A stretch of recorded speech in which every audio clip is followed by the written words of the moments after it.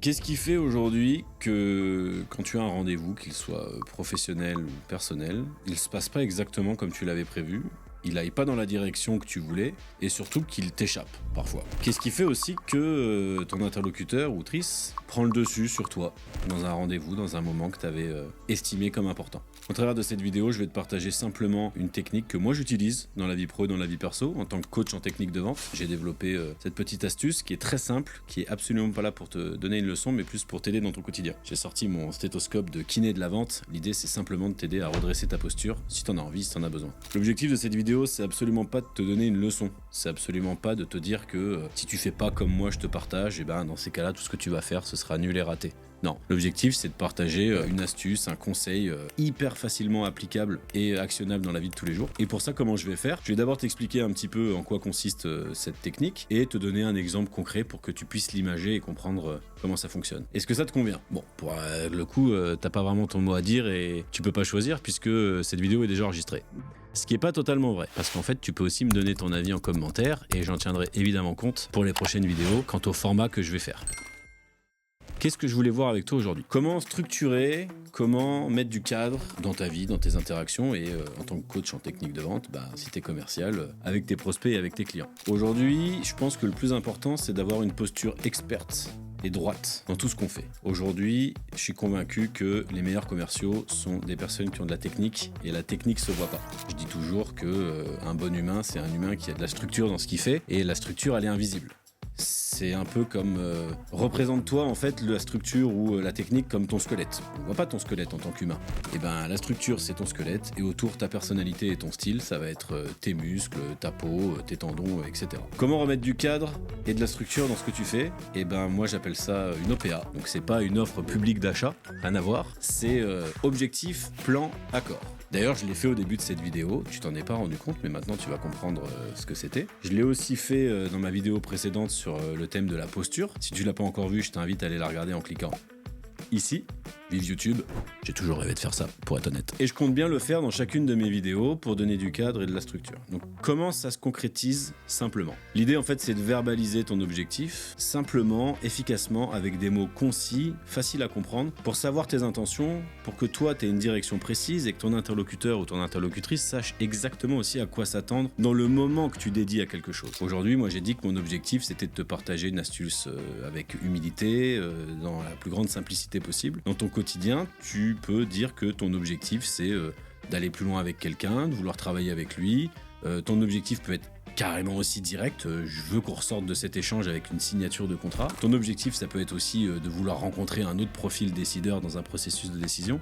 Bref, l'idée c'est de le verbaliser. Simplement. Après, la structure passe aussi par le plan.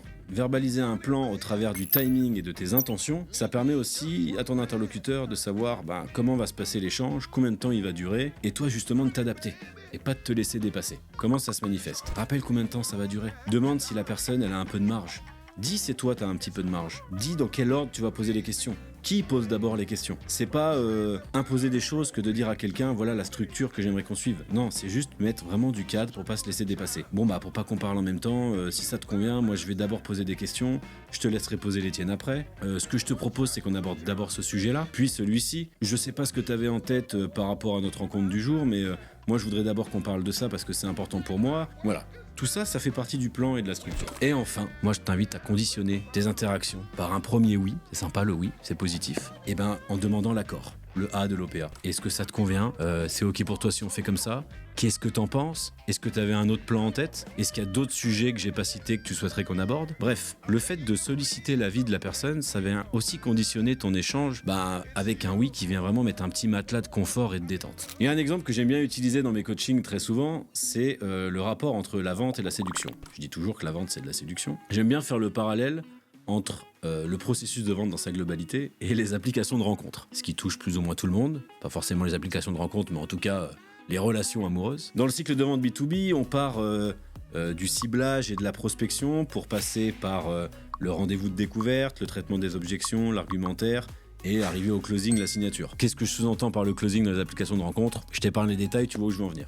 Qu'est-ce que l'OPA vient faire là-dedans. Aujourd'hui, ton rendez-vous arrive, t'as réussi à cibler la bonne personne, t'as trouvé le profil qui te correspond, t'arrives à obtenir le Graal, le rendez-vous. C'est le même Graal pour les commerciaux, on veut notre rendez-vous avec notre prospect. T'as envie que les choses, elles se passent de la meilleure des manières. T'as envie d'avoir du cadre, de la structure, de pas te laisser dépasser, d'être pleinement dans le moment. Commence par une petite OPA, quelque chose de très simple. Alors je te dis pas de dire à la personne, mon objectif aujourd'hui c'est de te closer, j'ai envie de te pécho, ça fait longtemps que j'ai pas quelqu'un dans ma vie, voilà, ce que je te propose c'est moi qui te pose des questions plutôt qu'il m'en pose. Bonjour Ingrid.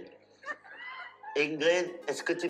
Non, ça fait fuir tout le naturel. Non, en revanche, ce que tu peux faire, c'est avoir une posture forte, ancrée, claire, en disant « Ok, voilà, moi aujourd'hui, j'ai tant de temps devant moi, je sais pas pour toi, j'ai vraiment très envie d'apprendre à te connaître, merci d'avoir accepté ce rendez-vous, c'est trop bien. Moi aujourd'hui, je te cache pas que j'ai déjà pas mal vadrouillé, j'ai pas de temps à perdre, j'aimerais bien savoir toi aussi quelles sont tes intentions, j'ai pas envie de te mettre la pression, mais voilà, juste qu'on se dise les choses quoi. Et moi niveau timing, je sais pas pour toi, mais j'ai toute l'après-midi. Et l'autre potentiellement de répondre « Ah bah non, moi j'ai que 2 heures, après je dois aller retrouver mes copines. » Ok, au moins la structure est claire, et à la fin, bon t'es ok avec ça, tu peux même aller plus loin dans le plan. Écoute, si l'endroit il te plaît pas, si t'as envie qu'on change d'endroit, je t'invite à me dire, n'hésite pas vraiment à vouloir changer, tu me donnes tes idées et on s'adapte. Voilà, est-ce que ça te va, est-ce que t'es ok, est-ce que tout va bien pour toi? En plus de ça, dans un rendez-vous, demander son avis à la personne si tout lui convient et si elle est ok, ça envoie quand même un signal fort.